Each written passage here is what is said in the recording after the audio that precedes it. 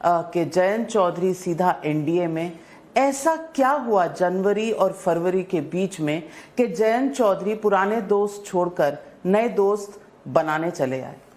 India के 2 बैठक में मैं गया, दिल्ली में और उससे पहले बेंगलुरु में, और हमारी उस समय यही कोशिश थी कि देश भी चाहती है और लोकतांत्रिक व्यवस्था में एक विपक्ष की अपनी एक महत्वपूर्ण भूमिका होती है, तो देश चाहता था कि हम लोग मिलकर कुछ करें।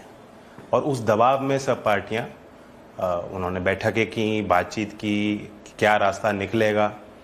लेकिन मैं आपके साथ ये साझा कर सकता हूँ कि उन बैठकों में चाय नाश्ता अच्छा रहा, लोगों ने अपनी बात रखी, सबको आज़ादी थी कि अपनी बात रखें, विचार रखें, लेकिन कोई उन चीज़ों का कोई निचोड़ निकल के नहीं आया, कोई उससे कोई परिणाम ऐसा नहीं दिखाई दिया कि अब चुनावी समर में, चुनाव के मैदान में हम अब इन मुद्दों को लेके जाएंगे जो राष्ट्र के अहम मुद्दे हैं, जिनसे जनता का सीधा जुड़ाव है। इस हिसाब से चुनाव लड़ा जाएगा। सीट शेयरिंग दिसंबर के पहले हो जानी चाहिए थी। कोई एक साझा बयान कि ये हमारा कार्यक्रम है, साझा कार्यक्रम, अब उसे आप कॉमन मिनिमम प्रोग्राम कह लीजिए या मैनिफेस्टो कह लीजिए या कोई एक संकल्प पत्र कह लीजिए या कोई जॉइंट कार्यक्रम, जो विधानसभा चुनाव हुए मध्य प्रदेश के, राजस्थान के, उसके पहले एक डिमांड थी और एक्सपेक्टेशन थी, उम्मीद थी कि हम लोग एक मंच साझा करेंगे और जो बंद कमरे में बातचीत हो रही है वो जनता के बीच उन बातों को ले जाएंगे। ऐसा कुछ नहीं हुआ। जब ये सब नहीं हुआ, नया साल शुरू हो गया, तो अपने आप में एक मायूसी सी छाई हुई थी। और मैं उनमें से नहीं हूं जो सिर्फ दिल्ली अकेले बैठ के निर्णय लेता हूं। आपने देखा, मैं रोज दिल्ली होता हूं तो हमारे लोग, हमारे जो क्षेत्र है बहुत करीब है, तो लोग आते रहते हैं, अपने विचार रखते हैं। तो बैक ऑफ द माइंड ये चल रहा था, ये विचार चल रहा था कि अभी जिस रास्ते पे हम चल रहे हैं, और आखिरकार हमारी जिम्मेदारी है, हम राजनीतिक व्यवस्था का हिस्सा बनना चाहते हैं ना, चुनाव जीतने के लिए लड़ा जाता है।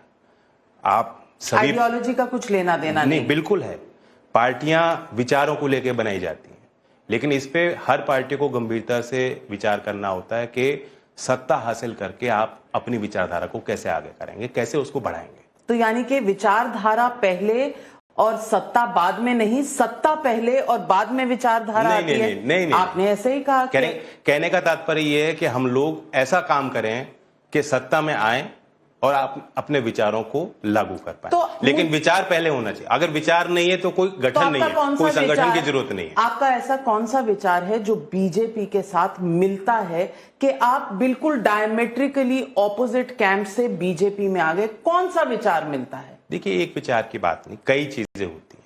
हम लोग आलोचक रहे, हम लोग विपक्ष में रहे, लेकिन अगर मैं ये कह दूं कि बीजेपी ने 10 साल में बिल्कुल नकारे काम किए, एक भी अच्छा काम नहीं किया, या सरकार बिल्कुल जो है अनदेखी करती है, किसान की कोई समस्या का हल सरकार नहीं निकालती, वो भी गलत है। तो जब आप विपक्ष की भूमिका में रहते हो तो आपकी जिम्मेदारी है आप आक्रामक रहिए। लोकदल ने वो भूमिका बेखूबी निभाई। सड़क पे और कोई नहीं आता था, हम लोग आते थे। हमारे कार्यकर्ताओं ने जितनी मेहनत की, संघर्ष किया, आंदोलन का हिस्सा बने, आंदोलन को बढ़ाने का काम किया। लेकिन आपने तो कहा था कि किसान जो हैं वो बिल्कुल खुश नहीं है और बीजेपी ने उन पर बहुत से सितम ढाए हैं। ये आप ही के बयान होते थे। बिल्कुल। आपका एक और बयान बहुत फेमस है और आजकल रोज उभर कर आता है कि मैं चवन्नी थोड़ा ही हूं कि पलट जाऊंगा। तो अब आप चवन्नी निकले? नहीं, 13 महीने का आंदोलन कहीं भी किसी भी दृष्टि से सही नहीं था। 13 महीने देश में एक लोकतंत्र में इतने समय से इतना बड़ा एक आयोजन हो रहा है, जमावड़ा है, कई राज्य के किसान आ रहे हैं, उनकी सुनवाई होनी चाहिए थी और आखिरकार सरकार ने उनकी बात मानी। ये भी हमें मानना पड़ेगा कि 13 महीने के आंदोलन के बाद, इसलिए किसी आंदोलनकारी को आप गलत नहीं ठहरा सकते। उस समय जो शब्दावली का प्रयोग हुआ, सबसे बड़ा आलोचक मैं उस बात का रहा कि जब सरकार में बैठे लोग उनको कहते थे कि आप किसान नहीं हैं या खालिस्तानी हैं, ये गलत मंशा से लोग दिल्ली आना चाह रहे हैं, उस बात का मैंने पुरजोर विरोध किया। आज भी एक आंदोलन चल रहा है, मैं किसानों के पक्ष की वकालत करूंगा। मैं चाहूंगा कि केंद्र सरकार कुछ एक्स्ट्रा माइल उनके लिए कुछ करे, क्योंकि एमएसपी गारंटी राहुल गांधी दे रहे हैं, ये सरकार नहीं दे रही। आपका क्या इस पर स्टैंड है? ये बड़ा एक कॉम्प्लेक्स इशू है। अगर आप मुझे समय देंगी मैं उस पर रखूंगा। एक तो पृष्ठभूमि है कि किसान आंदोलन बार बार क्यों करते हैं। हमने और किसानों के कड़वे अनुभव ये रहे हैं कि जब किसी फसल में कोई नुकसान हो जाता है और दाम जो है पैदावार कम है तो दाम में उछाल आता है, तो तुरंत सरकार कंज्यूमर इंटरेस्ट को और महंगाई को आगे रख के हस्तक्षेप करती है, करेगी भी। जिस देश में 80 करोड़ को आप अनाज दे रहे हैं तो उसको सब्सिडाइज करना है, तो एक आर्थिक भार और बोझ सरकार पर रहता है, तो सरकार करेगी। लेकिन जब आप देखते हैं कि धड़ाम से किसी फसल के दाम में गिरावट आ जाती है, तब सरकार मार्केट में, मंडी में हस्तक्षेप उस हिसाब से नहीं करती। दूसरा, एमएसपी घोषित तो होते हैं, लेकिन इस देश में शायद 94% किसानों को एमएसपी का लाभ नहीं मिलता। देश के अधिकांश क्षेत्रों में मार्केटिंग का कोई इंफ्रास्ट्रक्चर तैयार नहीं है। तो वो जो किसान कानून थे यही सब एड्रेस करने के लिए थे जिसके खिलाफ आप खड़े हुए थे। Yes, because I still say, मैं अभी भी कहता हूं, that was not the right solution. और बहुत कितनी अच्छी आप कोई नीति बना लें, उसकी स्वीकार्यता भी तो होनी चाहिए। जो बेनिफिशियरी हैं, जो लाभार्थी हैं, जिनके लिए आप कोई ऐसा प्रस्ताव ला रहे हैं, अगर उनसे बेहतर तरीके से संवाद होता, क्योंकि उस समय जो प्रचार था और कानून का जो प्रभाव पड़ता, जो लोगों ने समझा, वो ये था कि मंडी खत्म हो जाएंगे, मंडी के बाहर ट्रेड पूरा शिफ्ट हो जाएगा। तो ये प्रचार तो जो आंदोलनकारी थे उन्होंने किया था, यानी कि आज के जो इंडिया गठबंधन वो के दुष्प्रचार नेता नहीं थे, था, वो शायद दुष्प्रचार नहीं था। मुझे समझ नहीं आया, वो दुष्प्रचार नहीं था, दुष्प्रचार बीजेपी की तरफ से है, लेकिन आप वहां बीजेपी के खिलाफ थे, आज बीजेपी के साथ हैं, कुछ बदला ही नहीं, तो आप वहां से यहां क्यों? इसीलिए चवन्नी वाला सवाल फिर पूछूंगी। चवन्नी नहीं थे आप, पलटना नहीं चाहते थे, तो फिर चवन्नी कैसे बन गए? 3 कानून बनाए गए थे, उन कानूनों के खिलाफ लोगों की भावना जुड़ी और कि उन्होंने ये कहा कि हमसे पूछा नहीं गया, हम इन कानून को, हमारी मांग नहीं थी, हम नहीं चाहते। उन्होंने विरोध किया। पहली बार नहीं हो रहा कि कोई कानून सरकार तो लाती है उसका जनता विरोध नेता समझा भी सकते थे। अब कानून का ट्रिगर नहीं है ना। नहीं, हम उन कानून के पक्ष में तो नहीं थे, हम पहले दिन से उन कानून के पक्ष में नहीं थे। और किसान नेताओं ने तो स्वागत किया था शुरुआत में, और उसके बाद वो आंदोलन में कूदे थे। लेकिन पहले दिन से हमारा बयान आप पढ़ेंगे, आज हम लोग। मैं पूछना चाहती हूं, क्या वो पूरा आंदोलन 13 महीने का एक पॉलिटिकल आंदोलन था जिससे आप बीजेपी को कटघरे में खड़ा करना चाहते थे? आज कम से कम सच बोलिए। मैं सच ही बोल रहा हूं। पॉलिटिक्स को आप गलत निगाह से क्यों देखती हैं? जो सामाजिक आंदोलन भी होता है वो पॉलिटिकल निर्णयों को इन्फ्लुएंस करने के लिए, प्रभाव में लेने के लिए होता है। सरकार से ही तो मांग होगी, सरकार पॉलिटिक्स से ही बनती है, सरकार पॉलिटिकल डिसीजन लेती है, अपने राजनीति को बढ़ाने के लिए हर सरकार काम करती है। दिल कैसे बदलता है? आप जैसे पॉलिटिकल पार्टियों का इतना दिल कैसे बदलता है कि एक तरफ वामपंथियों के साथ और फिर अगले महीने एकदम एक्सट्रीम राइट के साथ? हम किसान के साथ थे और किसान का ही साथ देने के लिए आज अगर हमें सरकार में कोई भूमिका मिलेगी, मेज पे अगर हम लोग बैठेंगे, तो मैं यही तो प्रयास कर सकता हूं कि किसानों के लिए कुछ एक्स्ट्रा हो। अब हम यूपी सरकार में हम लोग शामिल हुए हैं, हमारा एक मंत्री बना है, और अभी योगी जी ने निर्णय लिया किसानों के लिए कि जो नलकूप के बिल थे, करोड़ों किसानों को लाभ देने के लिए, वो बिजली के बिल यूपी की सरकार ने माफ कर दिए। तो बेसिकली आप किसानों के बिल माफ करवाने आए हैं, आप किसानों के लिए एमएसपी जब चाहें, एक तरह से एमएसपी प्रभावी बननी चाहिए, एमएसपी का दायरा बढ़ना चाहिए। आप एक गन रखकर बैठे रहेंगे और जो जो बातें हैं वो मनवाते रहेंगे, और अभी चुनाव का वक्त है, आपको मौका मिला तो आपने ऐसा कर लिया। आपको अपॉर्चुनिस्ट क्यों ना कहा जाए? राजनीति इसी को कहते हैं, अपॉर्चुनिज्म नहीं कि आप अपने मुद्दों को लेकर चलिए और जब आपको मौका मिलता है उन मुद्दों को मनवाइए। मैं ये नहीं कह रहा कि हमारे 10 मुद्दे हैं कि 10 के 10 माने जाएं, मैं ये नहीं कह रहा। मैंने भाजपा के आगे कोई शर्त नहीं रखी है, मुझे एक बेनिफिट दिखाई दिया है, पॉलिटिकल बेनिफिट दिखाई दिया है, मुझे अपने मुद्दों का हल करने का एक मौका, अवसर दिखाई दे रहा है, इसलिए मैंने उनके साथ एक भारत रत्न बीजेपी को भी दिखाई दे रहा है। चौधरी चरण सिंह जी देश के पूर्व प्रधानमंत्री भी रहे हैं, तो ये भारत रत्न था जिससे चवन्नी पलट गई। मैंने 3 शब्दों का प्रयोग किया, दिल जीत लिया, सिंपल ट्वीट। तो I think that captured everything, और वो दिल से ही बात निकली थी क्योंकि पहली बार सरकार ने ऐसा काम किया।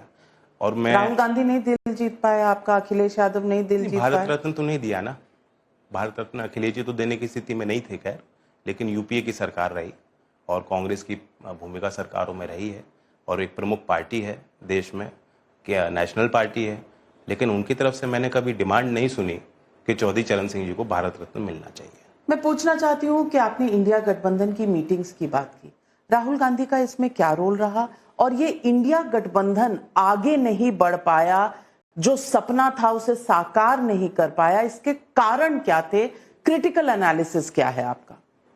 नहीं, मैं ऑब्जर्वर नहीं हूँ, मैं उसमें भाग था, तो मैं एक इंटरेस्टेड पार्टी था और मैं एक इनसाइडर था, तो इसलिए मैं क्रिटिकल एनालिसिस करने की मेरी हैसियत नहीं है। और हमारी भी कोशिश थी ईमानदारी से कि कोई रास्ता निकले। अब दोष देने की कोई बात नहीं, मैं आपको बताता हूँ कि बाधा क्या थी? राहुल जी का बर्ताव बहुत अच्छा था बैठकों में, वो ऐसा अपनी कोई विचारों को वहाँ थोपने की कोशिश नहीं करते थे, सबको आज़ादी थी, सबको मौका मिला अपनी बात रखने का, लेकिन परिस्थितियाँ नहीं बन पाई। किस वजह से? अब सारी चीज मैं जानता तो परिस्थितियां बन जाती अगर मुझे मालूम होता कि ऐसे ऐसे कारण हैं, यानी कि तो निवारण भी हो जाता। अंग्रेजी में कहा जाता है टॉक शॉप, चाय पे चर्चा हुई, निकल के कुछ नहीं आया, शायद क्योंकि इच्छा शक्ति नहीं थी, इच्छा शक्ति नहीं थी, या एक दूसरे पे विश्वास नहीं लोग कर पा रहे थे, या अपनी अपनी सीमाओं से ऊपर आसान नहीं है इतनी पार्टियां। जैसे आपने मुझसे पूछा कि हम बीजेपी के साथ जा रहे हैं, लेकिन आपके तो ये मुद्दे हैं और आप अवसरवादी सोच को लेकर आ रहे हैं, तो उसी हिसाब से पॉलिटिक्स यही होती है कि आप कंसेंसस बनाएं, सहमति बनाएं, 10 में से 4 मुद्दों पे सब लोग साथ काम करने के लिए तैयार हो। ये काम आसान नहीं है। तो भारतीय राजनीति में हमेशा ये प्रयोग नहीं ऐसा नहीं होता। था जिस पर सब साथ थे, सब सिवाय इसके कि मोदी को हटाना है। मोदी जी की इतनी चर्चा होती नहीं थी वहां, ये तो प्रचार है। अब मैं यहाँ आके कह दूं कि भी मोदी जी का विरोध करते हैं सब लोग, बात अलग है। एक्चुअली वहां मोदी जी के संबंध में किसी बैठक में मेरे आगे तो बात नहीं हुई। ये बात होती थी कि हम लोगों के क्या मुद्दे हैं, हम कैसे चुनाव जीतेंगे, कैसे लड़ेंगे, किन बातों को हम जनता के बीच ले जाएंगे। और इस पर सबके अलग अलग विचार थे, राय थी, और कुछ साथ में नहीं हो पाया। नहीं, राय थी, अच्छा वातावरण था, एंड में स्टेटमेंट साझा होता था, लेकिन उसके बाद कुछ निकला नहीं। जैसे होता है ना, कहावत है, गाय बड़ी मलूक थी लेकिन दूध नहीं देती। अच्छा, तो इंडिया गठबंधन बिना दूध देने वाली गाय थी? मुझे कुछ लग नहीं रहा था। अभी भी आप देखिए क्या रहा है। एक प्रोग्राम चला जा रहा है, उस यात्रा में इंडिया के कितने घटक दलों से पहले पूछा गया, स्ट्रेटेजी जब बन रही थी, रणनीति बन रही थी कि क्या रूट बनेगा, कैसे कैसे होगा, इसलिए कई दल असहज हो गए। जिस तरह से सबको संयुक्त रूप से भाग लेना चाहिए, नहीं भाग ले पा रहे। और आप कंपेयर कीजिए कि एनडीए के किस तरह से कार्यक्रम होते हैं। हम लोग अभी शामिल हुए हैं, कुछ ही वक्त हुआ है, कुछ ही देर हुई है। जिस तरह से हमारे साथ वो कोऑर्डिनेट कर रहे हैं, भारत रत्न चौधरी साहब को दिया, और पीएमओ में वरिष्ठ अधिकारी प्रधानमंत्री की पहल से लगातार मुझसे बातचीत कर रहे हैं कि भारत रत्न देने के बाद चौधरी चरण सिंह की विरासत को, उनके विचारों को जनता तक कैसे पहुंचाया जाए, कैसे उस बात को गहराया जाए। तो इस हिसाब से वर्किंग इस सरकार की है। तो ये आपको अब पता चला, पहले नहीं पता था? पहले इल्म नहीं था? कुछ चीजें तो करीब आके दिखती है ना कि आदमी टीम कितनी मेहनत कर रही है। तो यानी कि आपसे अगर आज मैं पूछूं तो दिल पर हाथ रख के कहेंगे कि इंडिया गठबंधन के साथ जाना शायद आपका गलत फैसला था और आज आपने सही फैसला लिया। क्या आप ऐसा कह सकते हैं? नहीं, ऐसा नहीं है, क्योंकि जो प्रचार था वो अलग था। लोग दिखाते थे कि कई बार मेरी बीजेपी से बात होती थी, नहीं होती थी। मैं आपको जब बता रहा हूं कि मैं ईमानदारी से उनके साथ था, मेरी कहीं किसी बीजेपी के लीडर से पिछले 10 साल में कोई किसी स्तर पे बातचीत नहीं हुई कि हम लोग साथ आ सकते हैं क्या। तो जब वो कोशिश ही नहीं थी, और अब ये सब हुआ एक हफ्ते के अंदर, एक हफ्ते के अंदर। किसने किसको अप्रोच किया? अब ये बातें नहीं बताई जाती। क्यों? ये अगर आप एक यंग लीडर हैं, जनता के साथ साझा, जनता से आप ट्रस्ट मांग रहे हैं, वोट मांग रहे हैं, जनता से साझा करने में क्या हिचकिचाहट है? मैं नाम नहीं लूंगा किसी के, बट एक बीजेपी के लीडर थे जिनको हमने अप्रोच किया कि क्या आप इंडिया के टिकट पे चुनाव लड़ना चाहेंगे हमारे आरएलडी के सिंबल पे। तो अब वो थोड़ा असहज हुए। वो हमारे शुभचिंतक हैं, उन्होंने कहा नहीं, मैं अपनी पार्टी से जुड़ा हुआ हूँ, मैं नहीं कर सकता, लेकिन हमारे पार्टी में अंदर विचार कई मर्तबा हो चुका है और हम चाहते हैं कि ये आप गठबंधन क्यों नहीं कर लेते हमारे साथ। ये ऐसे हुआ है ओवर अ फोन कॉन्वर्सेशन। और उसके बाद उन्होंने पहल की और गृह मंत्री जी ने बातचीत की और फिर हमने मुलाकात की और सारी चीज तय हो गई। लेकिन इंडिया गठबंधन से बहुत पर्सनल अटैक्स किए जाते हैं नरेंद्र मोदी जी। देश के प्रधानमंत्री हैं, कल ममता बनर्जी ने उन्हें पिंटू बाबू कह दिया। परसों मल्लिकार्जुन खड़गे जी ने उन्हें कहा कि इनकी तस्वीर जिस घर में जाती है वहां दरिद्री छा जाती है। कोई उन्हें कहता है इनका परिवार नहीं है, इनके बच्चे नहीं है, ये तो हिंदू भी नहीं है, इन्होंने अपनी माता के देहांत पर सर नहीं मुंडवाया। मैं पूछना चाहती हूं कि इस तरह के विचारों वाली पार्टियों के साथ आप उठते बैठते रहे हैं, क्या ये विचार पॉलिटिक्स में सही है? देखिए, दोनों तरफ से होता है। और जब आपने चवन्नी की बात मुझे कही और मैं बहुत ट्रोल हो रहा हूँ उस बात पे, मैंने अपने के लिए तो बात की, मैंने किसी सामने वाले का अपमान तो नहीं किया। अमित शाह जी ने जो मेरे लिए बात कही थी वो कही थी कि हम चाहते हैं कि जैन जी हमारे साथ आ जाएं, अच्छे आदमी हैं। तो क्योंकि चुनावी समर्थ था, मुझे उस बात की काट ढूंढनी थी कि कहीं मेरा वोट इस नाते बीजेपी में ना चला जाए, कहीं हमें दूसरा वोट जो मिल रहा है कहीं वो असहज ना फील करे कि इनकी तो बीजेपी से बात चल रही है। तो इसलिए मैंने अपने ऊपर ये बात कही कि मैं पलटूंगा नहीं, और उस चुनाव में हम कहीं पलटे नहीं, पूरी ताकत से हम चुनाव लड़े। तो एक रेखा होनी चाहिए। चवन्नी पलटी तो फिर अगले चुनाव में पलटी, बीच में नहीं पलटी। नहीं, अब हम चवन्नी की बात रहने दीजिए। इतना ही गारंटी है वो कि एक चुनाव तक होती है, उस गारंटी उस चुनाव तक। तो लेकिन उसकी एक लक्ष्मण रेखा, आई एम बीइंग ऑनेस्ट, एक लक्ष्मण रेखा होनी चाहिए जिसे लांघना नहीं चाहिए। पर्सनल चीजें एक दूसरे के लिए ना कही जाए तो बेहतर है। और सबको मालूम है कि पर्दे के पीछे सबके रिश्ते अच्छे हैं। ये वैचारिक लड़ाई होती है राजनीति। राहुल गांधी और नरेंद्र मोदी के रिश्ते अच्छे? राहुल जी तो गले नहीं मिलने गए थे, वो तो कैमरे पे, पर्दे के पीछे नहीं, कैमरे पे गए थे। आपको क्या मालूम? नहीं, मैं पूछ रही हूँ। मुझे भी नहीं मालूम। मैं तो मानता हूँ जब पर्दे के सामने इतनी बेबाकी से वो गले मिलने गए थे तो मन में उनके अच्छे भाव थे। बहुत बड़ी बात। सेंट्रल हॉल तो अब नहीं है। सेंट्रल हॉल में आप देखती थी जब पत्रकारों को भी एक्सेस था। आपने पूरी पॉलिटिक्स देखी है नाविका जी, सब लोग साथ नहीं बैठते बात में, बहस अंदर जो होती है उसके बाद भी लोग बैठते हैं।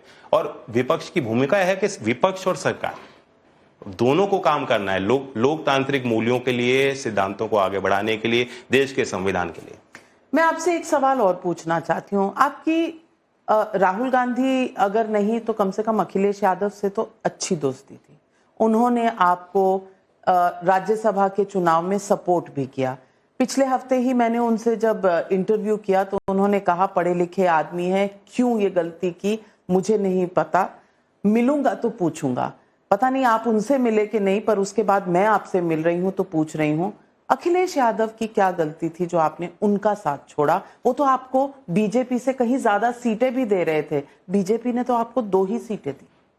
कई फैक्टर होते हैं, अब इसमें गलती तलाशना, और बाद में जब आपने साथ काम किया तो मेरे जीवन का एक अंश उनके साथ रहा। इससे पहले भी हम लोगों ने काम किया है और हम लोग पहले एक पार्टी के ही सदस्य रहे जो नॉन कांग्रेस पूरी पॉलिटिक्स निकल के आई चौधरी चरण सिंह जी के समय के बाद। तो मैं उनको कहीं गलत नहीं ठहराता हूँ, उन्होंने अपने दल के लिए सोचा। और ये बात दोस्ती की नहीं होती।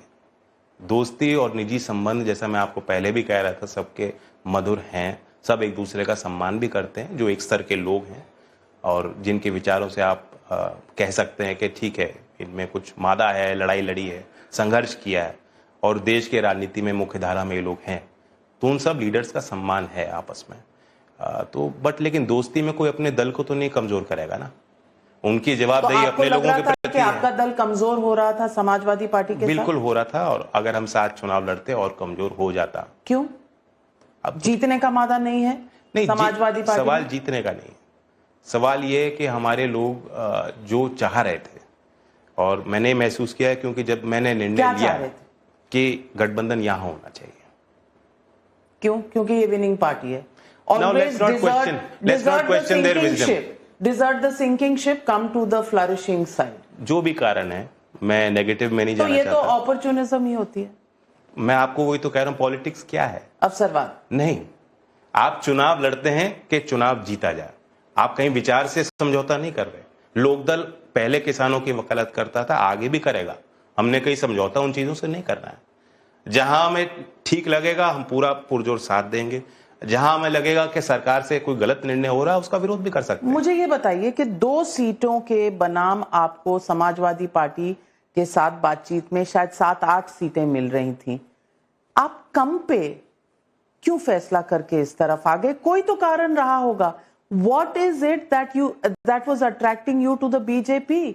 एक वैचारिक तौर पे जो भारत रत्न का आपने डिसीजन लिया है वो दिल जीत लिया। नहीं, हाँ, मैं कह रहा हूँ प्रबल इच्छा शक्ति का प्रतीक है कि प्रधानमंत्री जी ने चौधरी चरण सिंह जी का सम्मान किया है और ये कोई छोटी बात नहीं है। इसे आप सोचें कि एक अवार्ड सेरेमनी होती है, भारत रत्न मिल जाता है, उसके बाद बात खत्म नहीं। अगर आप चौधरी चरण सिंह का सम्मान कर रहे हैं और उच्च स्तर पे सरकार में हो रहा है तो उसके बाद काम भी होगा। इस विश्वास में हमने समझौता किया। सीट आप कह रहे हैं कम मिल गई, मैं तो कह रहा हूं भारत रत्न के बाद सीट जो मिली है हम उसका ही सम्मान करते हैं। वैसे 2014 में 2019 में भी आपने लड़ाई लड़ी थी लोकसभा की, दोनों बार आप हार गए। इस बार आपको लगा कि तीसरी बार हारने की गुंजाइश नहीं है, पार्टी पर गलत असर पड़ेगा, go with the winning side? Have you decided BJP is the winning side? No, that's a very simplistic view. Like I said, ये बड़ी कॉम्प्लेक्स चीजें होती, कई फैक्टर, क्या आपके कार्यकर्ता क्या चाहते हैं, चुनाव की क्या तैयारियां हैं, दूसरी तरफ पार्टियों में क्या मेल है। It's a one man party. जब मैं देख रहा हूँ दूसरी तरफ, it's a one man party. Your grandfather, your father and you. So it's a dynastic party. Baghpat में अभी हमारे कार्यकर्ता चुनाव लड़ रहे हैं।